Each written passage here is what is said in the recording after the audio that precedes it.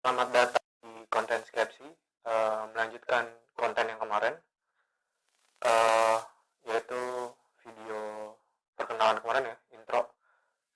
Gue kemarin bilang mau ngebahas terkait masalah-masalah yang mau gue bahas. Eh, di video pertama nih, kali ini, gue sebenarnya pengen ngebahas masalah yang lagi viral sih. Cuman kayaknya udah banyak lah kayaknya yang bahas, jadi gue nggak terlalu pengen ngebahas di bahasan itu, yaitu mungkin semua udah pasti pada denger deh, Cita Fashion Week. Gue nggak mau bener-bener ngebahas Cita Fashion Weeknya, cuman yang pengen gue bahas tuh kayak kemarin banyak yang bilang bahwa Cita Fashion Week ini mirip sama Harajuku, dan juga ini kan sebenarnya membahas masalah streetwear ya kalau di Cita Fashion Week ini. Mungkin gue nanti juga akan ngebahas, maksudnya di video yang akan datang gue juga akan ngebahas mengenai uh, masalah sosial yang ada di balik dari Cita Fashion Week itu. Cuma anyway, gue pengen ngebahas masalah streetwear-nya itu dulu. Mungkin banyak yang penasaran juga, streetwear itu awal originnya kayak gimana, terus juga bisa uh, Juku tuh originnya gimana. Masuk ke pembahasan. Jadi origin dari streetwear itu, uh, di, kalau dikutip dari strategi.hypebeast.com, definisi streetwear sebenarnya pada dasarnya merupakan cangkupan dari rantai produksi, promosi, penjualan yang saling berkaitan satu dengan yang lain. Awal tuh modenya memang bergaya kasual, kayak t-shirt, sepatu cats, hoodie. Target pasarnya itu awal-awalnya itu sebenarnya buat anak-anak muda, terutamanya tuh kayak di umur-umur 25-an ke bawah, dan mayoritas dulu tuh didominasi memang oleh anak-anak laki-laki karena memang awal adanya streetwear ini gaya memang maskulin gitu. Nah, awal dari streetwear itu juga sebenarnya tujuannya itu untuk menangkal gaya berpakaian mainstream pada umumnya. Apa itu yang diartikan oleh baju maupun pakaian mainstream itu kayak yang nevis, kayak yang rapi, kayak yang berdasi dan lain sebagainya. Nah, mereka mengebrak hal mainstream ini dengan gaya kasual. Jadi mereka berpakaian atas dasar kenyamanan begitu. Dan salah satu pelopornya tuh awal-awalnya itu dia pendiri dari Skate Supreme, mungkin lu pada tahu merek ini semua. Dan Sean Stussy pendiri dari. Nah, di sini para rapper tuh punya peran yang penting dalam nge-up streetwear ke pasar yang lebih besar saat itu pada tahun di terutama di Harlem di New York. Nah, pengadopsian lain dilakukan juga oleh Hiroshi dan Nigo. Nah, sama-sama DJ dan bertanggung jawab terhadap pempeloporan jalanan dan hip hop di Jepang pada tahun 1980-an juga. Nah, seperti culture pada umumnya, streetwear ini tuh tumbuh cepat dan pesat. Namanya tuh di kota-kota di seluruh dunia, di seantero dunia. Nah, yang unik tuh dari perkembangan pop culture kayak gini tuh, uh, mereka tuh tumbuhnya bukan dari atas ke bawah, tapi dari kalangan bawah atau grassroots tumbuh ke atas gitu. Kutip juga di laman TheFineryReport.com, mereka mengutip perkataan dari Bobby Kim bahwa streetwear itu bukan masalah pakaian, itu masalah budaya. Dia juga bilang streetwear bermula dari naiknya budaya punk pada tahun 70-an. Nah, sedangkan yang lain menganggap bahwa sebenarnya streetwear itu bukan berawal dari punk, tapi dari budaya hip hop itu sendiri. Nah, ya anyway, walaupun asal muasal dipertanyakan ya, uh, maupun diperdebatkan, Sean Stussy itu akhirnya mengimplementasikan elemen di papan selancar dia itu dinuansakan, dia kolaborasikan dengan budaya punk buat temen waktu itu di California gitu. Nah, di Jepang gelombang punk dan hip hop tuh ngebentuk dunia fashion di Tokyo waktu itu. Nah, merek-merek seperti Ebeting, AP atau Bape dan Neighborhood muncul dari gang-gang di Urahara. Nah, Urahara tuh apa? Urahara tuh jalan belakang di Harajuku. Nah,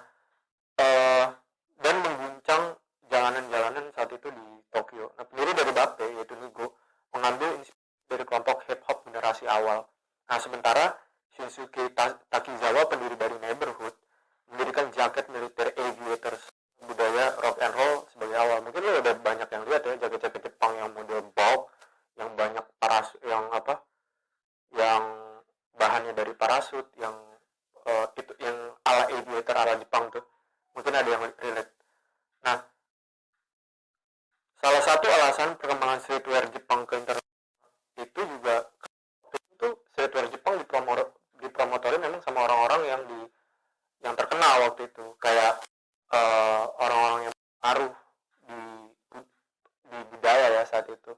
Ya karena kita udah ngebahas masalah Jepang ya, streetwear Jepang, gue juga pengen aja ngebahas the origin dari Harajuku tadi yang gue udah bilang. Nah, buat itu Harajuku tuh sebenarnya kayak gang, kayak jalan di Tokyo, di mana orang-orang tuh datang ke situ dengan berpenampilan maupun berpakaian tanda kutip nyentrik. Mungkin lo bisa ngeliat kayak yang deket tuh, contohnya cosplay lah, kayak pakaian cosplay gitu. Nah, cuman bukan cosplay ya, don't get me wrong gitu. Untuk ke situ pakaian yang berarti mereka merasa, oh pakaian ini merepresentasikan value gue, pakaian ini tuh yang merefleksikan value gue gitu. Jadi memang mereka kesana tanpa ada guidebook di peraturan di Harajukunya dan lain sebagainya gitu. Nah, sejarah Harajuku, misalnya kita mau bicara tentang sejarah Harajuku itu sendiri, kita harus balik jauh dari sebelum itu, yaitu di 1940. Nah, di daerah itu awalnya tuh tempat kayak distrik canggih saat itu, diperuntukkan untuk skala internasional. Nah, saat itu juga ada salah satu komplek di daerah situ bernama Washington yang digunakan untuk keperluan militer saat itu. Nah, tempat ini banyak dihuni oleh orang-orang Barat, terutamanya orang-orang Amerika Serikat. Nah, ada anak-anak muda Jepang yang di sekitar situ, mereka berasimilasi secara budaya mungkin sama orang-orang Amerika Serikat di situ, dan menghasilkan akhirnya selera mode anak muda setempat dengan inspirasi Barat gitu. Nah, pada tahun 50-an ada konstruksi besar di daerah situ, konstruksi apartemen atau flat bernama Omotesano Central. Nah, flat atau apartemen ini didirikan untuk keperluan militer awalnya, tapi akhirnya karena banyak perkantoran di situ bisa dipakai, akhirnya banyak desainer yang akhirnya menetap di sana gitu. Nah, di tahun 60-an sampai 70-an, apartemen atau flat di belakang Harajuku yang sekarang dikenal sebagai Utara tadi cukup terjangkau bagi para seniman kreatif desain untuk menjual beberapa desain dan lain sebagainya. Kemudian tahun 1964, butik pertama Jepang yaitu Madame Moschelenon dibuka di lantai pertama flat tersebut, diikuti oleh milik Milk di sebelahnya. Kemudian pada tahun 70-an para desainer ini kemudian dikenal dengan nama Mansion Makers. Nah, nama tersebut disematkan oleh masyarakat kepada mereka lantaran mereka adalah desainer yang menyewa apartemen kecil di Harajuku dan membangun karir mereka. Beberapa Mansion Makers yang terkenal di Harajuku tuh contohnya deh kayak Constant Vacances dan Kansai Yamamoto. Nah, di tahun 77 toko pertama di Harajuku itu dibuka. Tokonya waktu itu sangat terkenal. Nah, di tahun 80-an banyak anak muda yang memiliki lebih banyak pendapatan sehingga mereka tuh bisa punya uang lebih untuk berbelanja fashion. Jadi, di saat yang sama juga Amerika waktu itu melihat pasar yang menjanjikan di Jepang sehingga mereka buka market Tokyo. Saat itu tuh bisa dilihat toko-toko hip hop, skate dan lain sebagainya bermunculan di Urahara. Nah, di tahun 2000-an nama Harajuku akhirnya melejit dan terkenal akan fashion. Di tahun-tahun inilah Harajuku menjadi tempat yang bukan cuma untuk mereka berbelanja ke situ, namun mereka juga bersosialisasi. Jadi ruang publik di situ.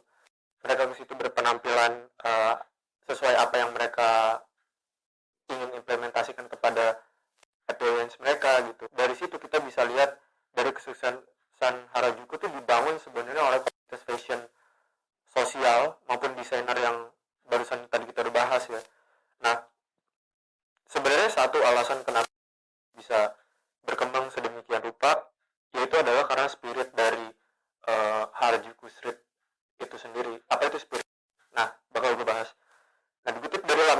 mewire blog bahwa semangat Harajuku adalah semangat break rules, yaitu melawan aturan mainstream, bukan tanda kutip ya, maksudnya bukan melawan peraturan atau melanggar hukum, namun di sini adalah yang tadi di awal bahwa mereka menabrak kaidah-kaidah berpikir monoton yang sudah ditampilkan oleh masyarakat kelas atas di situ, oleh anak-anak mudanya. Nah, jadi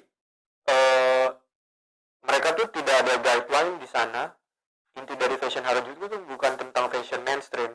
Inti dari Harajuku adalah berpenampilan untuk merefleksikan siapa jati diri kita, hidup bebas secara total dalam individu mengekspresikan dirinya tanpa ada judge bahwa pakaian ini lebih bagus maupun pakaian ini lebih buruk. Di situ mungkin kita juga berpikiran, mungkin dari ini juga ada yang berpikiran bahwasanya kalau kayak gitu gimana ya perkembangan streetwear di Indonesia.